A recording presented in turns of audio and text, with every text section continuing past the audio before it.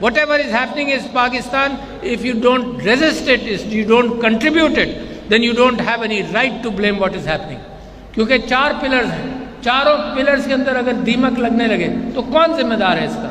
4 pillars ہوتے ہیں state کے. ایک جوڈیشری ہوتی ہے, آپ نے جسٹس منیر کے زمانے سے دیکھا کہ دیکھ میک مسٹیکس. آپ کو ریکارڈنگ یاد ہے, کیا کرایا کچھ نہیں, ہم نے 10 ارب روپے کا ڈالر کا جرمانہ بھر دیا, پیسے ہیں نہیں ہمارے پاس. اور دنیا کا نظام یہ ہے طاقتوروں کا کہ جرمانہ دو تم, کس بات کا جرمانہ؟ مگر آپ دیکھیں ہوا ہے. اسی طرح سے لیجسلیچر ہے, قوانین کے اعتبار سے آپ دیکھ لیں, آئین کے اعتبار سے دیکھ لیں. لوگ یہ کہتے ہیں کہ جی this is a piece of paper.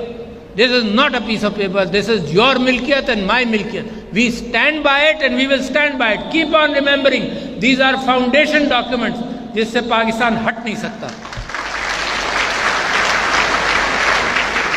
حکومتیں بھرتی رہیں گی جو ہیلے بہانے دیں گی آپ کو, اس چیز سے یہ بچا لو, اس چیز سے یہ بچا لو.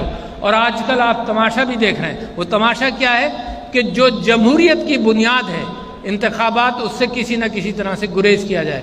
تو جو میں نے خط لکھا, اس خط کے اندر میں نے مثال دی کہ سب سے پرانی جمہوریت دنیا کے اندر, یقیناً برٹن کے اوپر دیکھا جاتا ہے that was an elitist democracy, وہ امریکہ کی ہے آج کل, 200 سال پرانی, 250 سال پرانی. 1812 کے اندر امریکہ نے they declared war on Great Britain. During that war جولائی میں ڈکلیئر کیا, پریسیڈنٹ کا نام مجھے یاد نہیں آ رہا, آ جائے گا. جولائی ہے نہیں, لنکن واز 1864 اور 62, یہ دوسرا.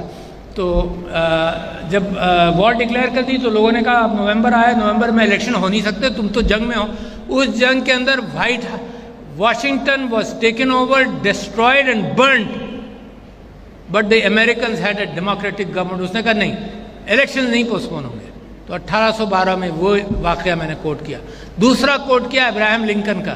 ابراہیم لنکن الیکٹ ہوا, الیکٹ ہونے کے ساتھ ساتھ ایبولیشن آف سلیوری کے بعد ان کی سول وار ہوئی. اس سول وار کے اندر 1864 میں لوگوں نے اس کو یہ کہا کہ الیکشن کراؤ گے تو نہ خود الیکٹ ہوگے اور نہ الیکشن کا ماحول ہے, کیونکہ ہمارے یہاں تو جنگ ہو رہی ہے بھائی. اس نے کہا اس جمہوریت کی بنیاد پر میں کھڑا ہوں, اگر الیکشن نہیں کراؤں گا کوئی بات نہیں, میں نہ ہی الیکٹ ہوں, میں الیکشن کراؤں گا. جب الیکٹ ہو گیا تو he made a statement and a speech the second day after the election and he said کہ امیجن کرو کہ یہ ان ریبیلینس کی وجہ سے, ان دہشت پھیلانے والوں کی وجہ سے اگر ہم الیکشن نہیں کرتے تو ان کی تو آدھی جیت ہو گئی تھی, کہ انہوں نے اس ملک کو مجبور کر دیا کہ جمہوریت کا راستہ چھوڑو اور انتخاب کا راستہ چھوڑو.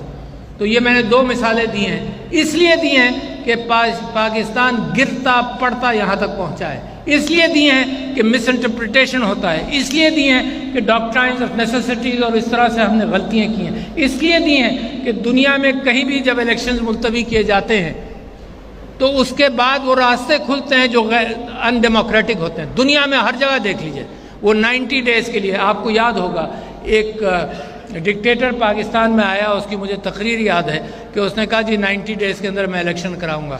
اس کے 90 ڈیز شاید 10-11 سال میں پورے نہیں ہوئے. تو لہٰذا آپ ذمہ دار ہیں. I am speaking to the people of Pakistan who should uphold the dignity, the constitution, the determinations which you have made, which your fathers have made. جو آئین کے اندر اور آئین کے سارے ڈاکومنٹس کے اندر آپ نے لکھا ہے اپنے لیے, اس ڈسپلن کو آپ پابند نہیں کریں گے.